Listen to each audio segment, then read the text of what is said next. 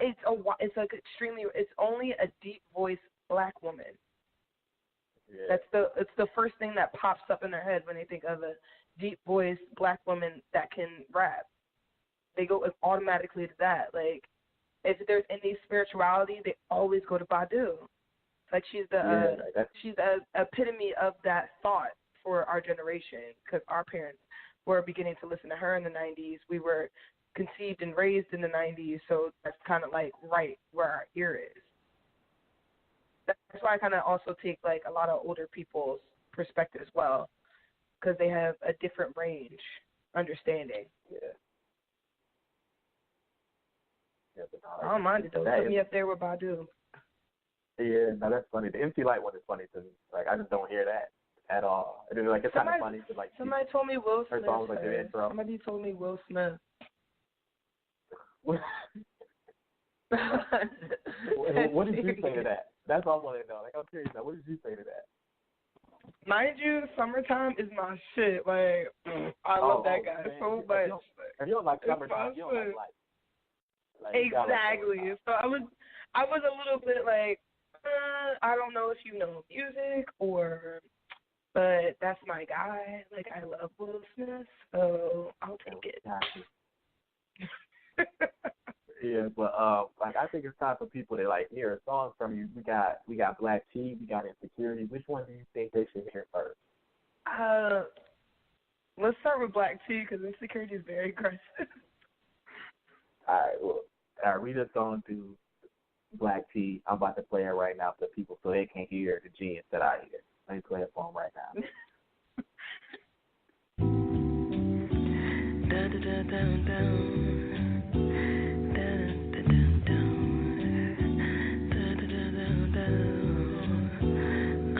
You gotta drizzle your honey. Gotta drizzle your honey. Drizzle your honey up in my tea, 'cause I need something to sweeten up my drink. Drizzle your honey up in my tea, 'cause I need something to sweeten up my drink. Need something sweet to help the bitterness, pocket the anger, cancerous to my intellect. Calm down, it's in your best interest. My emotions in the back just waiting to interject. Unrequited comments overflowing at the mouth. Charming word vomit, and it raised volumes. It's like 8 in the morning. Damn, I gotta stop. It never used to bother me, but now I want drama. See, rolling with the negatives was never the option. Repressed stress, her feelings never talked about it. Snowball effect, and now it's a real problem. Papers and leaves in the wind, temporarily pausing. Drizzle your honey up in my tea, 'cause I need something to sweeten up my drink. I don't need no more coffee, please. The bitterness starting to dehydrate me. Drizzle your honey up in my tea, 'cause I need something to sweeten up my drink. I don't need no more coffee, please. The bitterness starting to dehydrate me. It was different of a routine cycle. Pessimist, you hated. Starting to look just like you. Aggravated text. Wishing it was a typo. Mental moment. Episodes of the cycle. So stuck in the quicksand, you can forget. Go in the distance. No tolerance, messing with myself and precision. Petty decisions, misjudgment, straight ruin the vision. Head low in the shadow, second guessing existence. Tree on my wrist to remind me of resilience.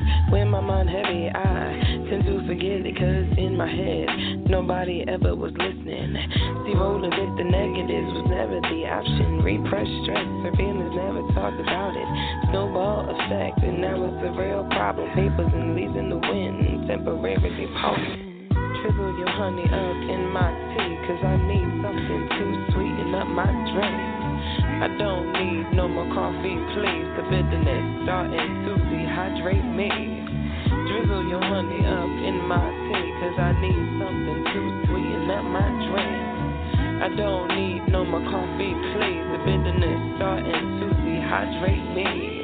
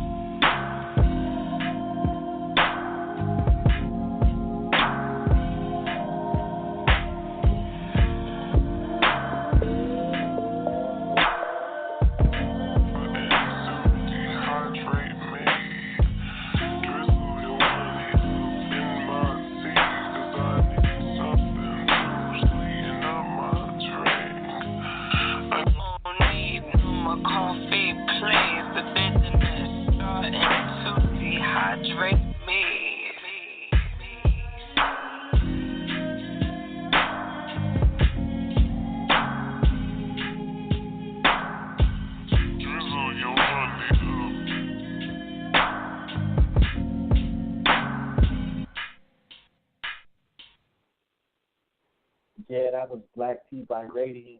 You know, so what was the inspiration for that track? Sorry, excuse me, I'm smiling so hard right now because I just love that song so much. But the metaphor of drizzle your honey in my tea. When we usually get tea served, it's in a dry packet. When we put it in water, it's still very dehydrating. Although it's giving us our nutrients or whatever, it's a little dehydrating. So I feel like at certain times, there's a couple metaphors in it. So I was a little bit sensitive to constructive criticism at one point. So I needed people to sugarcoat a lot of things sometimes. So it was easier for me to either understand or to just receive it better. And then the main metaphor I had for it was I just needed more positivity in my life. I needed sweetness in the bitterness that was to come. Because in life, like, things just kind of happen. We make choices, we make decisions that shape our lives. Sometimes we make decisions that we're not always so psyched about, and we do things that we're not always so psyched about. But it's just more about finding the sweetness in the bitterness, adding honey to your tea to make things more pleasant, and seeing the beauty in everyday life, because it is beautiful to wake up every day. It's lovely to go to work and be able to make money. It is nice to exist and be who you are, but not only exist, but to thrive. That's kind of what it is for me. That shit hard. I was like, you see how you made me talk. I was just like, damn, like that shit hard. Yo, you always boost me. I don't know. That's wow. Definitely like, oh my gosh, that definitely is like my baby of the track. Like, I have people that like, I live on a pretty like heavy traffic area, so anybody that knows me, people have been yelling that for the past like week or so, which is really really dope. So I don't know. I definitely am very proud of this project. I love that song very much. So at what point in the process of you putting this project together did that track get made? That was one of the first two. Okay. Like, that was definitely like one of the initial tracks.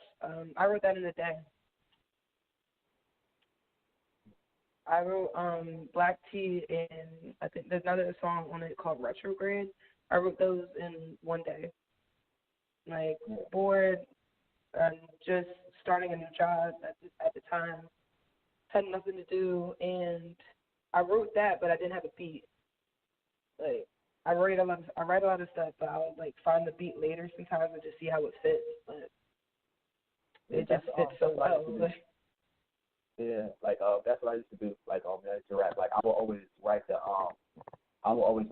lyrics first, just because like sometimes it'll be harder for me to write the beat compared to if I just let my beat hit the paper. Yeah. I wrote go ahead. I wrote the first verse. Actually, no, I wrote the chorus and then found the beat and then wrote it. Cause that beat is fire. I can't think of the producer's name, like on the top of my head, but he's flames. Like, a lot of the producers on this EP are very, very like high end and definitely like charge the right amount for their work because it's very well known and very good. Yeah, I'm very proud of the producers that are on here. This is the production on that track reminded me of Troy. You know, I'm talking about P-Rock and CL Smooth as they reminisce over you. Say it one more time. You speak Spanish. I said the production reminded me of CL Smooth and Pete Rock, Troy as they reminisce over you. Do you know that track? Ooh, I don't, but I know Pete Rock. That's a compliment. Yeah, that's Ooh, I want to know what you're talking about. Yo. Yeah. Bro, that's a compliment, yo. Hey, mind you, the co-producer of this track, his name is Berlin, with an ellipsis and an exclamation point behind it. He produced this whole EP himself. Wow. All the different twists and turns and everything. Yeah. Like, we definitely like had a lot of merging brain power, but I left him alone from, I think, Thursday to Saturday, and I had like a little listening party, and he sent me over the tracks 2 hours before the listening party started. Mm-hmm. So like, that was like, this is. Go ahead. No, because I was going to speak on your listening party because I seen pictures of it and like look at the time, you know what I'm saying? I know we talked about it before it happened. It was. I didn't get sense of what she that, like. I would definitely say it turned into something I didn't expect that I should have expected. So I haven't been really much of a party person in the last like maybe 6 months. I've been more of a kickback person. So of course my party turned into a kickback. A lot of the artists that were supposed to come had their own obligations and are given last minute shows and emergencies. It was originally 90 people that are RSVP'd. 90 people. And only, I think, about 30 showed up. And my dad, like, helped me set up and everything, and the guy I was dating at the time helped me set up and everything. And I had everybody sit down. I had sage burning, tea lights lit, and the lights were low. And then my real good homie, Saeed, he had his art all plastered over the walls. So it was more like, it seemed like a meditation. So when everything began to play, mind you, the speakers were like bumping, so the bass was amazing. And I explained everything. I looked around, because mind you, I was smoking. I was going, low, you know what I'm saying? And I look over and I see, like, and I see people with their eyes closed meditating to the song. That was the most breathtaking moment of my life. Mind you, when I first looked over to my right, I see one of the guys that actually did my music video back in February, I believe. His name is Easy Mello. He, like, mind you, Easy's been out for a while. Like, he has people in the industry. Him and Skates, like, they're already, like, been out for a while. So I have people that have already been in the music industry and have friends that are, like, high up in the music industry, like, basically, like, already doing their own thing to respect my craft, to meditate on what I'm saying, and to sit with that. It was the most breathtaking moment of the night. Like, just looking around to see these people taking in the message that I'm trying to, like, convey. That is basically what I wanted. I would definitely say I don't focus on streams. I really, really do not focus on a lot of the charts and all those different things that, like, I don't know who figures out who does all that crap. But to have somebody really sit with my music and really understand what I'm trying to say, to see me as an artist, to see me as a vulnerable human is very moving to me, because the emotion is what I'm trying to put out, not just something to sell. It's going to sell, but it's not what the purpose of me putting it out. I was going through something I needed to hear. People in my ear telling me affirmations, telling me that I could make it through, and to at least know that I wasn't alone. And honestly, it really still felt alone, because in my depression, I didn't know my other friends were depressed until they got out of theirs. Well, they didn't know they